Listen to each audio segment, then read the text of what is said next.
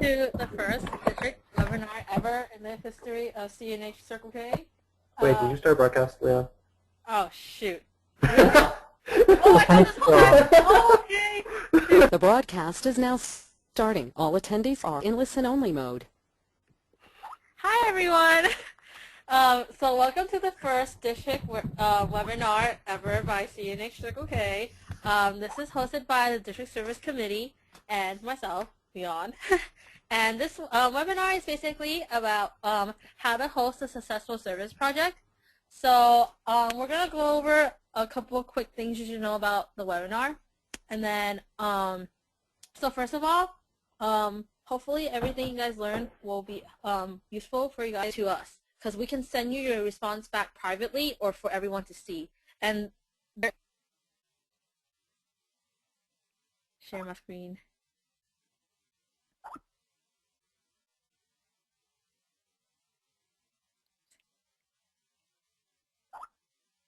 I think this is such a cool program, just saying.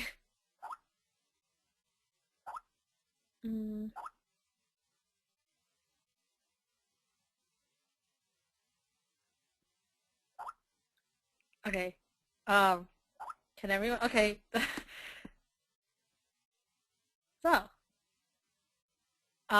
welcome to the first webinar of the year, Successful Service Projects Made Easy, and it's presented by the Squirtle Service Squad or the District Service Committee. So, the presenters, do you guys want to all unmute yourself? Hi. So, we should go in order. Go. Hello, Sean here. Introduce yourself. Hi, Sean Peters, Mission College, Vice President of Service at Mission College here. What do we want to say? Okay. Yeah, it's good. Oh. Hi, I'm Jeanette Alvarez. I'm the Secretary at El Camino College. Hi, I'm Kevin Wong. I am the Vice President of Service at UC San Diego. And hi, I'm Leon. I'm from UC Davis, and I'm your District Service Chair. Yay! And we're Squirtles, so that's why. Okay, so let's start. Go.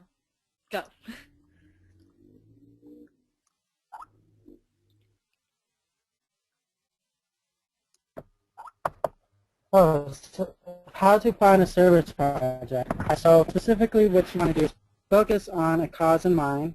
It could be from projects that's from the past. That's why some VPs or some schools, they have emails where there's already specific emails for the Vice President of Service for those events that do happen in the past, where they can do concurrent updates on if you want to do anything. You can also check out what other clubs on campus are doing, or even do interclubbing with your division and see what other clubs are doing. Ideas from okay, as I said. Interclubbing is always fun, either on campus or within your division. Flyers in stores are also great for upcoming local events and also well-known national events. You could use Google for specific events that you may have in mind, but volunteermatch.com is also a great engine that's like Google but for volunteer opportunities. And I will let the next slide and presenter go.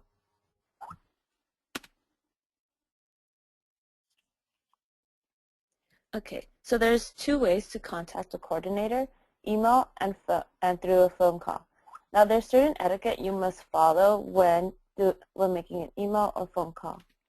Please, you have to put your name, your school, and your Circle K club. And please put a description of Circle K International, because most schools, like most places, still first think of the gas station, so make sure they know that this is Circle K and we're service, leadership, and fellowship based. It's very important that they know that. Put the purpose, like why are you emailing this organization? What do you want to accomplish with them? Try and give them an estimated amount of people, because if you give them a head count, they'll know exactly what jobs to put you to. And contact in advance. It is very, very important that you contact an organization at least 2 weeks prior to the event. If you contact them like the day before or 2 days before, more likely than not, they will not have anything for you. And mannerisms. It's very important for mannerisms. Mannerisms could either like make an organization really want to work with you, or just turn them off from your group for future things. So next.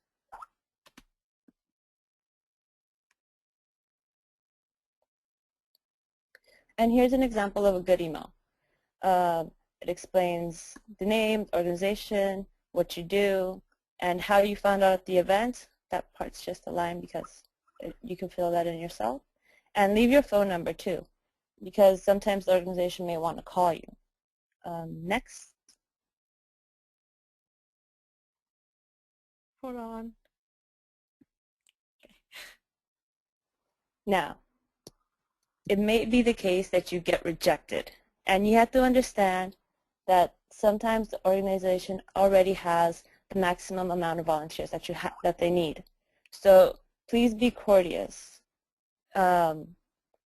because even though you might not work with this organization now, you could work with them in the future. And it's always good to leave a good impression.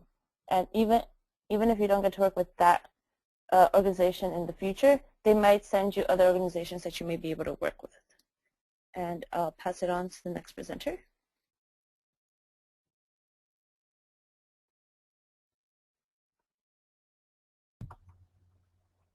So, day of event logistics. So, prior to the event, the day of the event, you want to contact all your members that are attending and make sure that they're all signed in and that they know where to meet, when to meet, and yeah.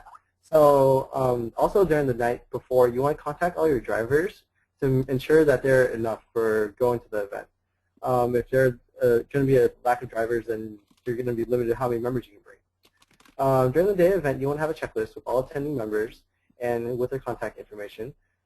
This is just in case like members are lost or they're coming late, so you have to have a way to contact them in case they're not already in your phone. And also, just remember, don't stress out. If anything goes wrong, most likely members won't know because they weren't part of the planning process. So don't feel like something went wrong just because it wasn't what you expected, because it's really what the members see, and if they can't see that something went wrong, then nothing went wrong, right? Next.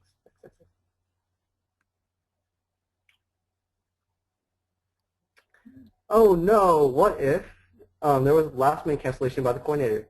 So if this happens, then you are going to definitely want a contingency plan. So for example, you want to have extra service projects like a backup plan just in case you can't go. So like a park or beach cleanup, having extra materials to sew PTP dolls that are like, you can have them on campus and just have like a work day on campus. Or you can have like extra paper or markers so you can make cards for children at a hospital or write letters to soldiers that you can send off. So it still counts as service even though you weren't able to attend the original service project. Another situation would be if volunteers don't show up. So you want to make sure that you have your contact list to get a hold of them, and if they're late, you should leave without them because events are always going to run and they're not going to wait for you. So you want to be able to bring as many volunteers as you can the first time. And in the final situation of if you didn't have enough drivers, you want to resort to public transportation. So if you can access the event by public transportation, make sure you contact your members ahead of time so they bring money or their bus passes so you can take public transportation and go green. Or if it's a nearby event, you want to ask your drivers to be able to shuttle so they can make multiple trips if it's not too far, maybe a couple miles away, but you still need to drive. So shuttle your members to your events.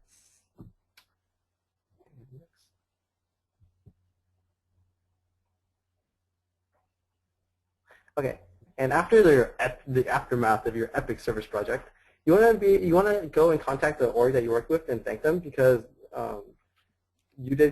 they're going to thank you, but you want to thank them for having you because it's a good thing that we go out and volunteer and help them. You want to contact any companies that made donations and thank them because without these donations of supplies, food, then these events wouldn't be able to happen. So make sure you thank the companies that provide donations. And you definitely want to thank the members who are especially helpful in the planning process. So anybody that helped you call members the night before, people that helped you contact other organizations, you want to especially thank those members because they were very, very important to the whole process. And then after you complete all your thanks, you want to finish your SERF, which is the club event report form. You want to finish that on time and send it to the appropriate board members on the club board. So that would be like the president, the vice presidents, treasurer, and secretary. So they can add that onto MRF, and all the hours that you completed can be sent into the district. And finally, you want to turn in all the receipts. So if your club does reimbursements for items that you bought or for gas, you want to turn in all the receipts to the treasurer. So you can get reimbursed for everything that you bought. Continue. Okay, so now we basically just went over the basic steps to plan like a service project if you were to just like tag along with a local organization or national organization. So what we're going to go over now is how to plan your own service project from scratch. So if you were to create one entirely by yourself. So the first thing you want to do is you want to kind of choose a service project by determining like what kind of cause you want to do. You want to brainstorm with all the members in your club. So what you would do is if you're a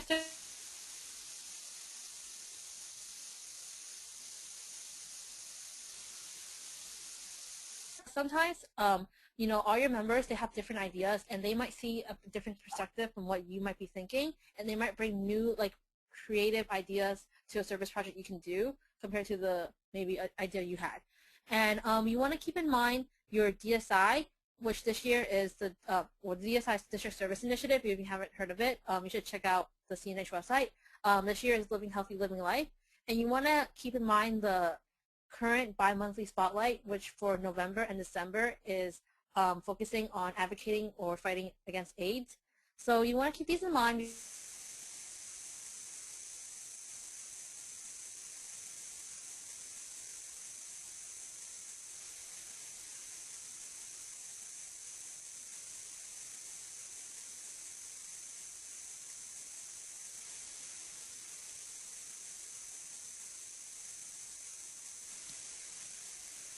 Hello?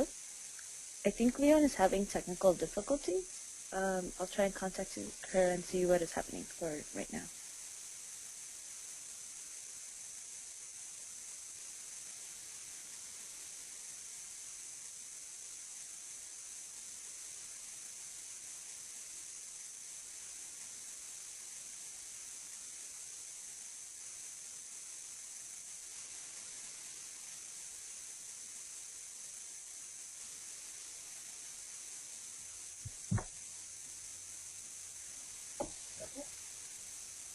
$500 people.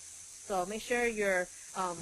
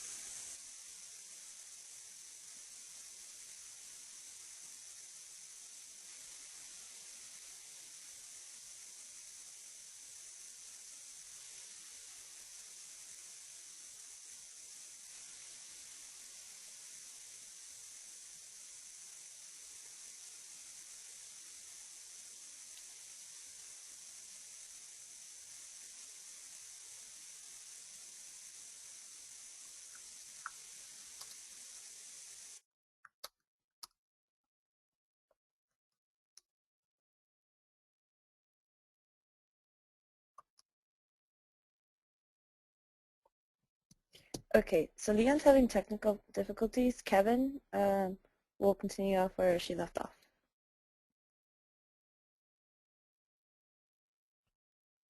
because they are there for a reason. Okay, They are so we went over brainstorming for Huh?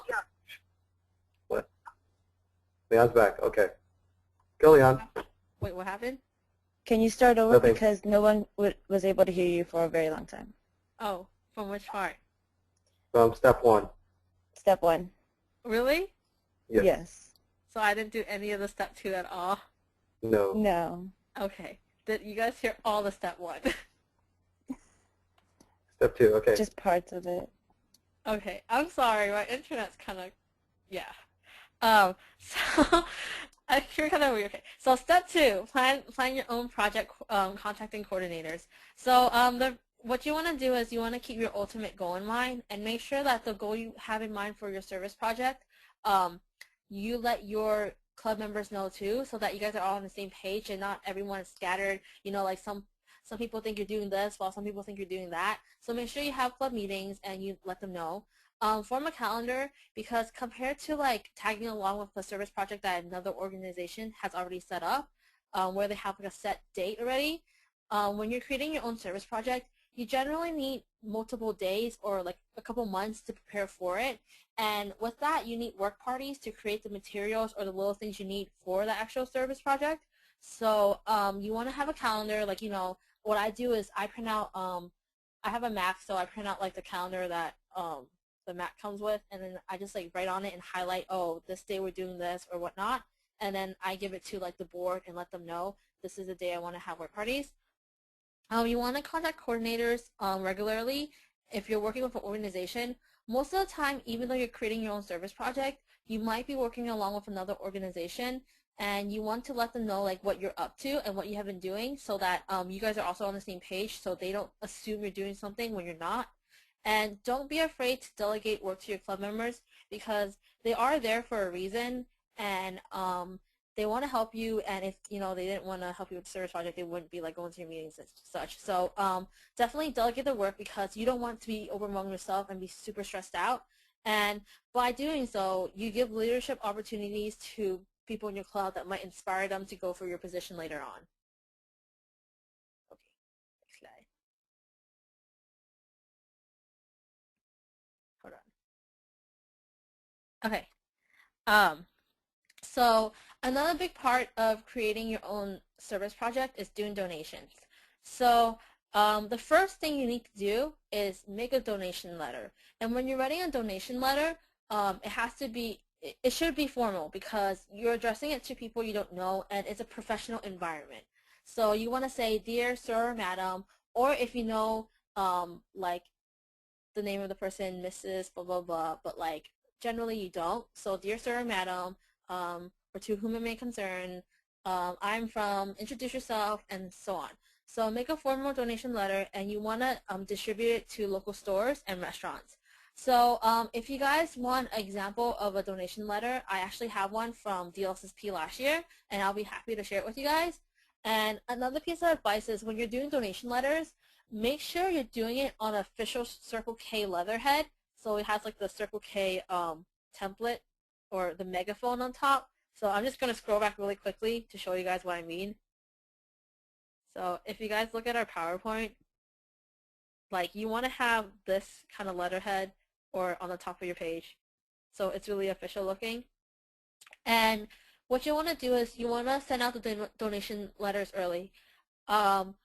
So most of the stores, when they're doing donations or they're donating like materials or money towards your event, they already have a set budget of how much money or material they're going to donate for that year. So you want to ask beforehand, because a lot of other clubs or organizations are going to be competing with you, and like they don't have to donate to you. So the earlier you ask, it doesn't hurt. But make sure, even if you ask early, like a couple months ahead of time, make sure you keep in contact with them and make sure they don't lose your letter. Because it's happened to me where I've asked them like 2 months ahead of time, and they said they would donate to me for sure. And then when I went back later on and I didn't keep in touch with them, they actually lost my letter and they wouldn't donate to me in the end. So make sure you keep track of that, and make sure you do it on a timely basis, because otherwise they might not even have like the resources to donate to you.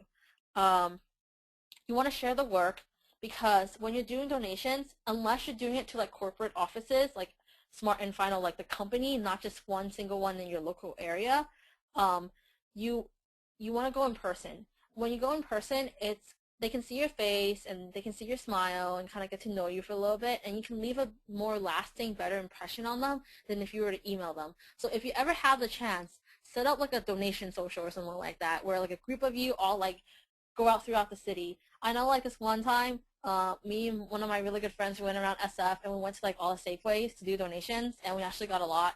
So something like that. Um, and then another important thing that you always have to have when you're doing donations is you have to have the tax ID number. Officially, Circle K clubs are do not have a tax ID number, whereas you're supporting your sponsoring Kiwanis Club has a tax ID number, or your school provides your club one. And what that is like it gives the stores when they donate to you, like they can do like tax returns or whatever, and it's just a number that they all require you to have when you do donations. So at the end of your donation letter, you want to put like, by the way, our club's tax ID number is 666789, whatever, something like that. So make sure you check up on that before you do it. And if you guys are ever iffy about your donation letter, I'll always be happy to check it out or like read through it for you guys too, so you can just email me. Work days and meetings. So like I mentioned before, when you're creating your own service project, you want to have work parties. And basically, what work parties are is like, for example, at my school, we have an annual Halloween party. It's a single service project where we like do arts and craft with kids and such. And like leading up to that, we have to make all the decorations for that one day. Even though it's like a one-day event, it takes us like half the year to plan.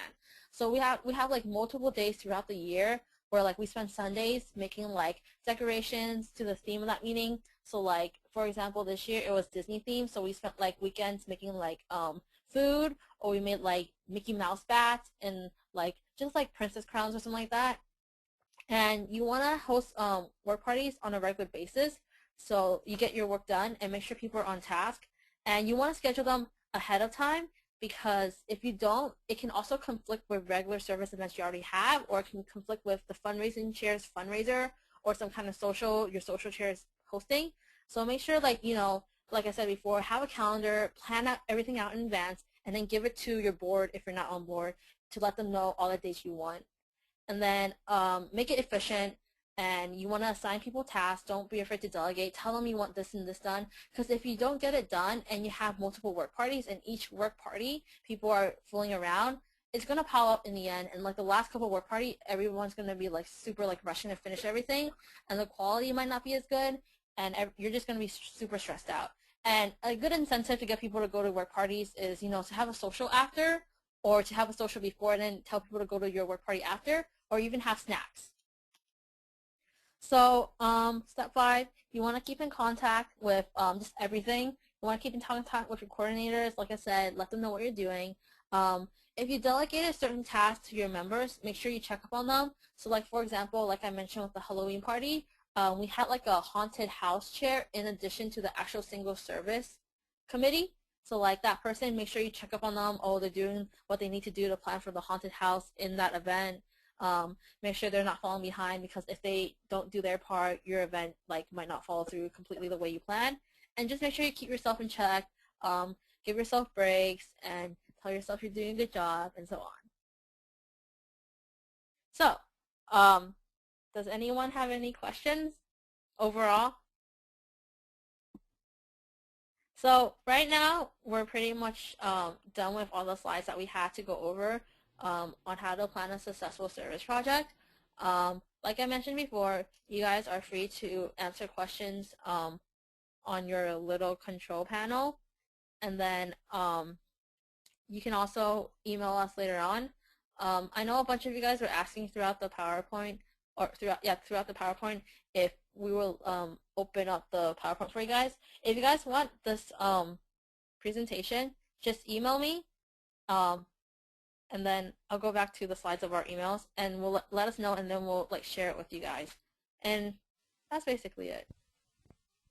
Kevin, Sean, Jeanette, you guys have anything else to say?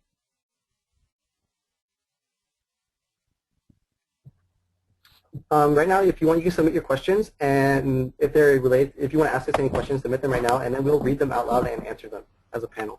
So it's pretty much a panel time, unless you guys want to go. Oh, and we'll also open up the, besides sharing with you guys, what we can do is we can upload the PowerPoint on the CNH website, so you guys can get it on JCloud, the resource center that Chung made. Yep.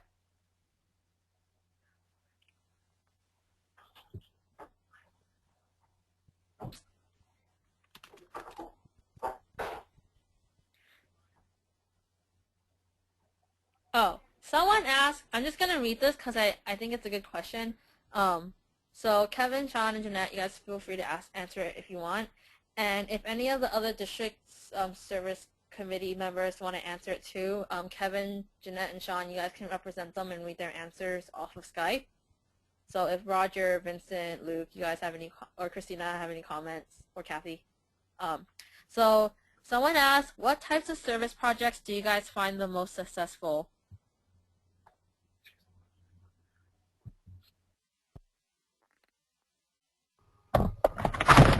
I'll answer. For me, I like, running like for a cause, like let's say it's rock and roll marathon, things like that. I really like doing marathon runs because it's organized by a large set of people, and it's a big event that people like to attend to. And so that means volunteer if you can find them and a good spot. There's expo days and the run day itself. I get things going. But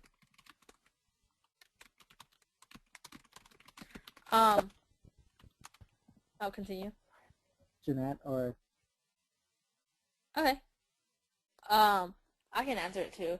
So for me, if you're just talking about regular service projects that you work with other coordinators on, what I found during my year when I was DPS is that honestly I found that like service projects that had like a lot of free stuff was pretty successful. Like when you volunteer for races and they give you like free T-shirts and like you can get like snacks and stuff. A lot of people tend to go to that because they like free stuff. Definitely a lot of people like manual labor. So if you have tree planting events or like renovation projects, a lot of people like that too. Or just any service project that you can't regularly do that's very unique. So I know that my successor, one service project that I thought was really successful was when we were sewing these hearts that like each heart weighed a certain weight to represent like a baby that a couple lost when they were giving birth. And like you don't usually see that kind of project that had that much meaning in such a simple thing. So that project was pretty successful. And not only that, it was like a divisional service project, so that was pretty cool too. And in terms of like successful create your own service projects, it's really like what you're passionate about, in my opinion, and how much you're willing to put yourself out there to like get people to do it to make it successful. Because for me, last year I planned a service project with a local school that's specifically for intellectually impaired people. And basically we were building an exploratorium for them. And it was like my first create your own service project. And I found it was pretty successful because I got like my vision out there on how much it meant to me. And in the end, like about 30 members from my club went. So it was pretty cool. I don't know if Kevin or Jeanette have anything to say. I have something to add. Kathy Dawn wants to add. Okay, never mind. You add it first. Go ahead. Okay. Yeah, I was going to read Kathy Dong's. Okay, you read it, Kathy. Go ahead. So Kathy Dong's another service committee member, and she's from Irvine, and she says that she believes the most successful service projects are the ones that members can interact with each other. You don't only need to act with Circle K. You could interact with people who you're impacting. So to work one-on-one with the people who you are trying to help, whether that be people with special needs or the elderly or children. It's also nice to like go to like continuing projects where you can see the progress that you've made. So one of the programs that I personally work at is called Reality Changers, which is a tutoring program. And pretty much I tutor there every single week, and I've seen like the kids that they're high school students. So these high school students are planning on going to college. They're in the more underprivileged area of San Diego. And every week that I tutor there, I see that they like grow up a little bit more and like they become more motivated. So like watching the progress of students grow, like no matter their age, high school, elementary school, it's really rewarding. Like when you see them like growing, it's more of you can see their success and their progress, and it's due maybe to you, but like most likely you because you've been the one that's like their support system. So that's what I think a successful service project is. Okay. So we have a bunch of more questions. I'm sorry to that. I kind of took over. I'll read them. Is that okay? It's okay. Yeah, it's fine. Okay. So someone asked, what is your suggestion about taking public transportation in a sketchy area if your club is located near or around one?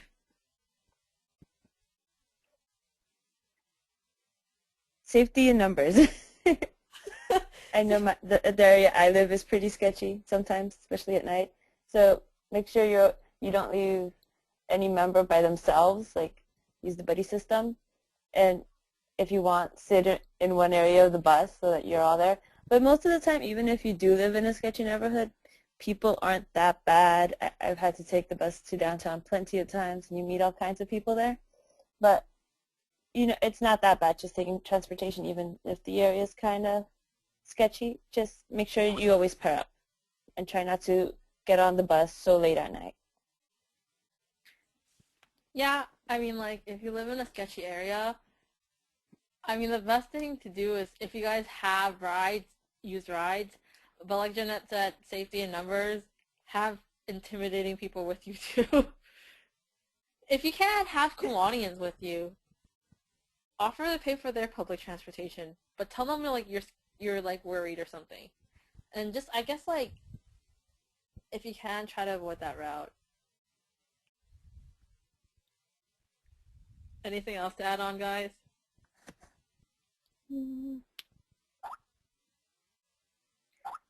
Okay, if not, we'll ask the next question. Or, wait, there was Luke wanted to add something. Okay. Also, if you want, you could also team up with your Kiwanians and have them give you a ride. Oh yeah. And then that way you could work with your Kiwanians and you have a safe way to have transportation. A lot of the times your Kiwanians are there to give you rides too, so ask them. Anything else? Okay. The next question is, what were the sites for finding volunteer events? Okay, so the first thing to ask this, are you asking about websites particularly? I don't know if you can, They can. Huh?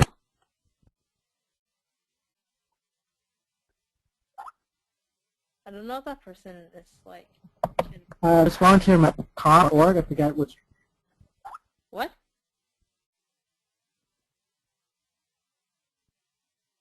Okay, well, I'm just gonna assume you're talking about websites, so I'll answer it first.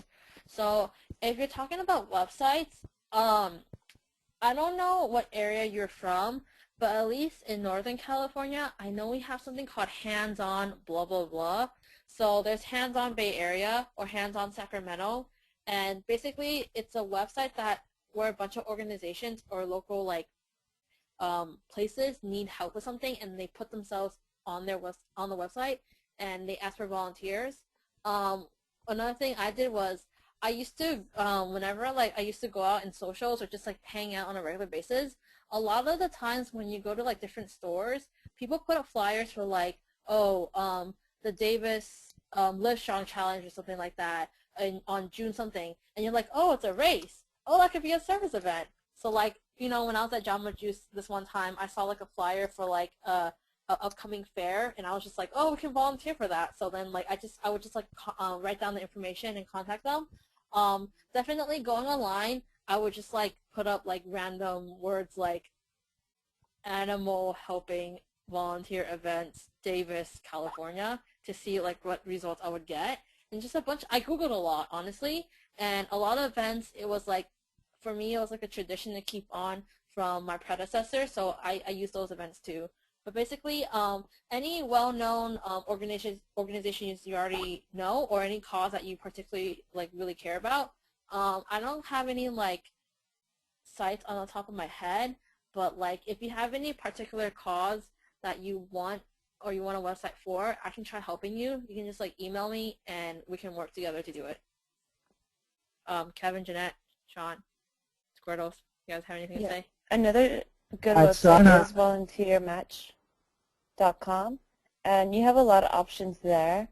So Also, the newspaper, sometimes you might find events that are coming up, and maybe you'll find one that you'll be able to volunteer with. But my club also does a lot of events that we've done by like our previous years, like I can't even talk, that the previous board implemented. But also talk to your members, because we found a service project called Happy Hats, and it was one of our members that brought it to us. Like, we didn't even know about this organization that was really local to our school. So sometimes your members may know a lot more organizations that you may not even be aware of.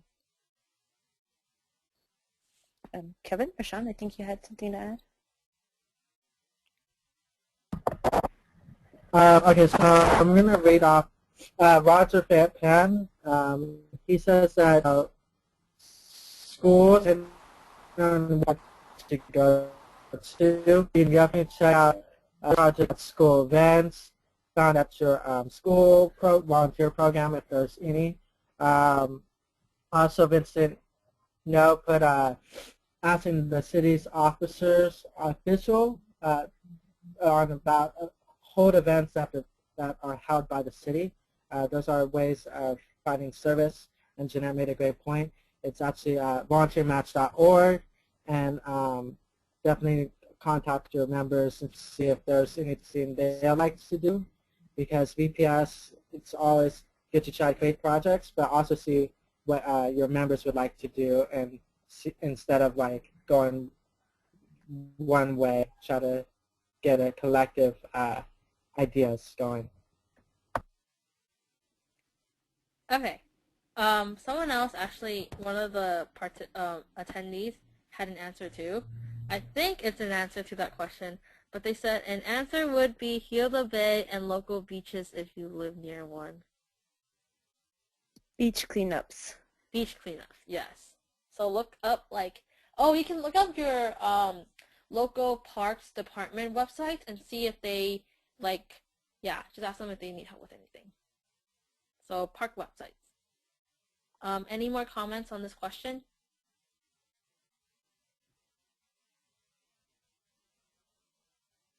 Okay. Let's move on to the next one.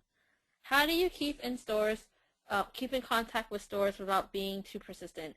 I'm assuming that you're talking about the donations. So the thing is, you really don't want to be too persistent. This is some personal experience from me and my friend who was doing donations. We were contacting this bread factory constantly because there was miscommunication between us. So first of all, you want to make sure whoever you're doing donations with, and make sure they you guys are all on the same page when you're doing donations. Don't miscommunicate dates or how much amount of stuff you want. So another thing about doing donations is when you're working with other people, make sure you tell them, I want this many loaves of bread, or I want this much money from the store. So you don't have to keep contacting them. But once you give them the letter, I would give them a week. Let's just say your event is in February, and you start doing donations in December, and you started doing donations in mid-December. I would go to the store, give them the letter, and then after a week, remind them, and then leave them alone for a month. And then maybe after the month, contact them again to remind them, and then definitely a couple days before, contact them again. But, I mean, if you think things are being miscommunicated, you don't have a choice, and you're going to have to contact them consistently, especially if you can never get a hold of the manager, because the manager is the person you want to speak to. So whenever you do donations, I forgot to mention, always go for the manager or the owner or whatever.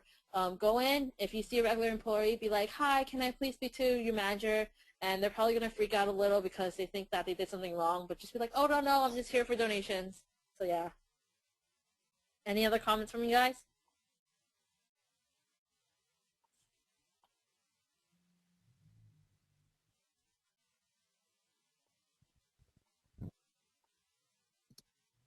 No? Okay, there's a question on which stores or companies you would recommend to contact for donations.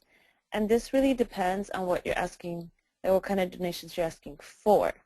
Like if your historian is like freaking out over the yearbook, maybe you want to ask donations to Joann's for paper, or any like print shop in your area, or if you're doing a service project that requires food, or food, like to feed them, like whoever's attending, then maybe Costco is a good place for donations. And I know Wells Fargo also will do donations, but you have to fill out, there's certain requirements for them. So it really depends on what you need your donations for. That is what your, what stores you will look for. Yeah. Anyone else have anything to add? I can help with this. So, from personal experience, I've done a lot of donations, especially for planning for DLSSP last year. So, companies like Joanne and Michaels, they're actually really, really hard to work with. Yeah. They don't tend to respond to you. They want you to fill out a form, but like what my advice is, if you really want to go for Joann's or Michaels, contact them like at least 2 months in advance, because they already have this whole system set up.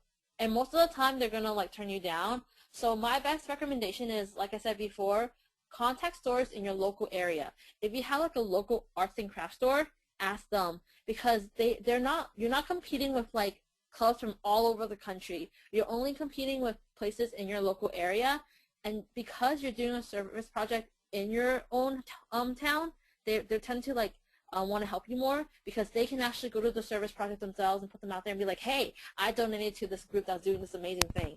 So if you have like a local grocery store that isn't like all around the country, ask them. It doesn't hurt.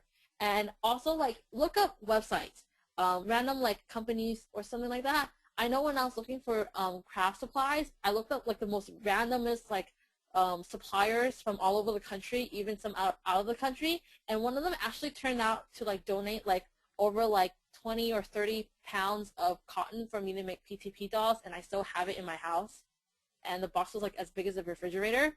So it really doesn't hurt to just like search up the most randomest places and just send them your donation letter. Also, from before, when you were asking for websites, someone mentioned that you can go to treepeople.org, and they do a lot of service projects regarding the ecosystem, so for the person who asked that question. And then someone asked, what if your Kiwanis are too old? I'm pretty sure they're asking about if your Kiwanis are too old to drive you. So, Jeanette, Kevin, Sean, you guys want to answer this one? Yeah, somebody just made a comment about us wanting anything able to drive. That was what it was related to. This is really funny. I'm calling it. Yeah, I don't know. I don't really use my Kiwanis as much for rides. I just go to their DCMs. But yeah, carpooling is the best option, or bus. Like I would meet my friend who would also take the bus, even though he doesn't know the bus routes as well as I do. I would meet him, take the bus, go all the way towards the service event, and find it through Google Maps or whatever, because it has bus routes and tells you how to get there. And yeah, I think that's the best way. Maybe even if your school offers vans. I know my school, Camino, do let us use their school vans, but you have to request them like 2 weeks in advance or something along those lines. So maybe look into that. And you might want to do it quick, because I know in my school the sports like grab the vans really quickly, all the sports clubs. So maybe that could be an option, or even your faculty advisor could help you out. It really depends on like how your club and school works. Yep. Well, we have about 10 minutes left, and this is a lot more questions than I had planned. So we're going to be ending in 10 minutes. Does anybody have any more questions? If not, we could either end it, or we actually have some more advice that we can give you guys if you want. I don't think you guys can respond to me. I'll just wait for more questions. We'll wait 1 more minute to see if anyone has any more questions. In the meantime, Kevin, Sean, Jeanette, or any of the district service committee members, do you guys have any random pieces of advice for service projects that you guys want to offer?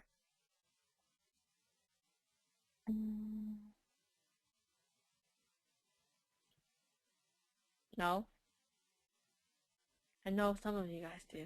I guess when setting up and making sure your members are ready for the service project, it's really, really important that if you have to give the organization a certain number of volunteers by a certain time, make sure you really enforce the deadline to want to sign up to your members, because having a set number is really important when dealing with a specific kind of organization.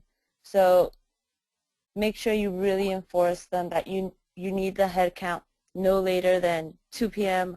on Thursday, and then you're gonna, if you do a Google Doc sign-up sheet, tell them you're locking it, and no one else could do it, because it's really important to have a set number of people, not only for the organization, but also for those who are going to be setting up the rides.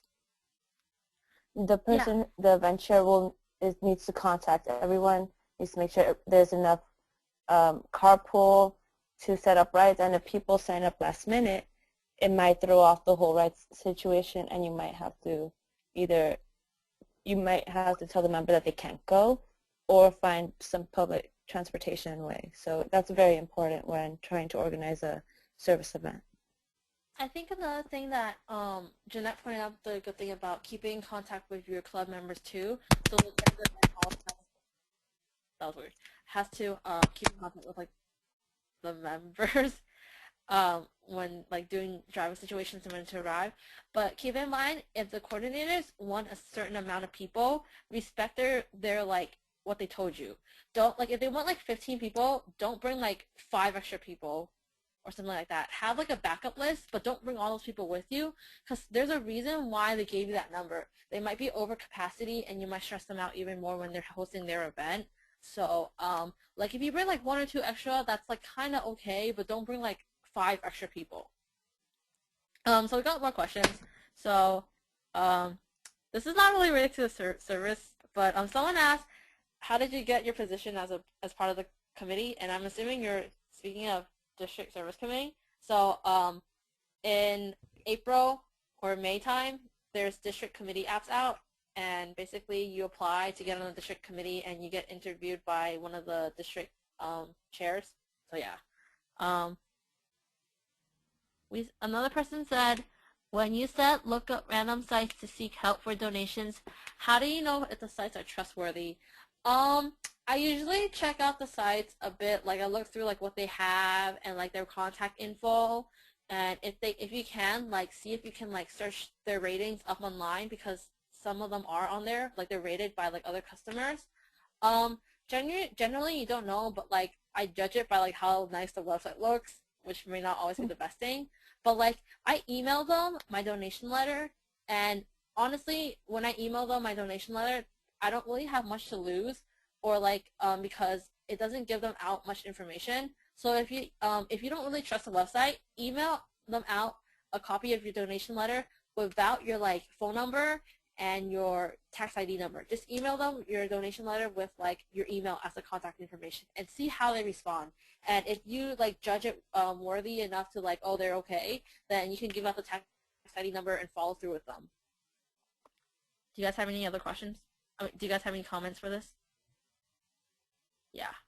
I mean, I know when I asked this one company, it was like a random Asian, Chinese, China company that did art supplies, and they look kind of janky, but I still asked because they had like something specifically I really want, and it turns out they were totally trustworthy. Maybe I was just lucky, but it worked out for me in the end. Yeah. So we have 5 minutes left. Does anyone have any questions?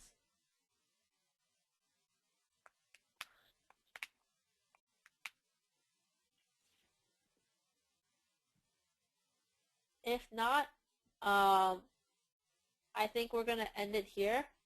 And just to remind you guys, we'll put the PowerPoint that we made for this webinar up on the CNH website, and it will be up hopefully within this week. And then our emails are right here. If you want anything specific from us, you can email me if you want. If you want help with donations, I'll love to help you. And other than that, thank you for attending our first district webinar ever, and I hope you guys learned a lot. And yay! Thank you, Thank you, Jeanette. everyone. Yeah. Thank you. Thanks, everyone. Stay dry because it's raining. Good here. night, everyone. Oh, it's raining in NorCal. That sucks. Right, San Diego. Yeah. Okay. Bye, everyone. Goodbye. If I can. You see, come blue and I'm in the face. I don't know how to end this. DX. Oh.